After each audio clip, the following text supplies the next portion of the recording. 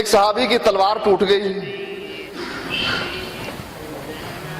اللہ کے نبی نے گزرتے ہوئے کہا، اس صحابی نے اللہ کے نبی تلوار ٹوٹ گئی، لکڑی اٹھا کے دے دی، وہ صحابی اس لکڑی سے لڑتا رہا، تلوار بن گئی، لکڑی تلوار بن گئی لوہے کی، اسی سے لڑتا رہا۔ یہ انعام کس پر تھا؟ جو اللہ کے تھے۔ آج اللہ نے ایٹمی صلاحیت دے بھی دی، چھپاتے پھر رہے ہیں اس کو۔ کیوں؟ ڈر ہے دل میں، اس یہودی ملعون قوم کا ڈر ہے دل میں، عیسائیوں کا ڈر ہے دل میں، ان مندروں میں رکھے ہوئے بتوں کے پجاریوں کا ڈر ہے دل میں، لہذا چھپائے پھرتے ہیں اپنے اسلحے کو۔ مسلمانوں،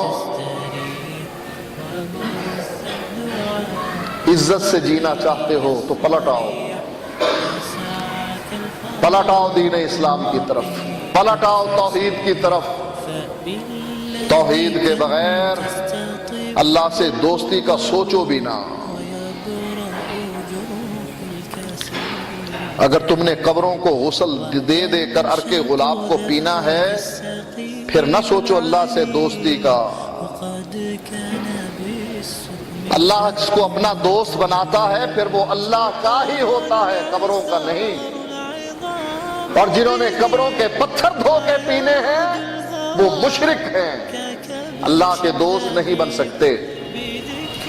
عقیدوں کو بدلو، سوچو کہاں کھڑے ہو تم۔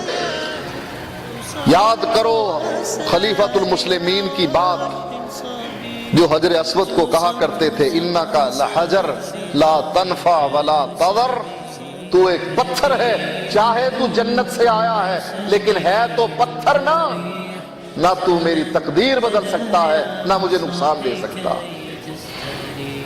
جو جنت سے آئے ہوئے پتھر کو مخاطب کرتے تھے کہ تو نفع و نقصان کا مالک نہیں، اور جو قبر کا پتھر ہے اس کی حیثیت اتنی ہو گئی ہے، چومتے ہیں اس کو ہم جا کر، اپنی آنکھیں لگاتے ہیں اس پر، عرق گلاب سے دھوتے ہیں، سندل سے رگڑتے ہیں، اور پھر اس عرق گلاب کو پیتے ہیں تاکہ دل میں جو ایمان کی رتی بچ گئی ہے وہ بھی نکل جائے۔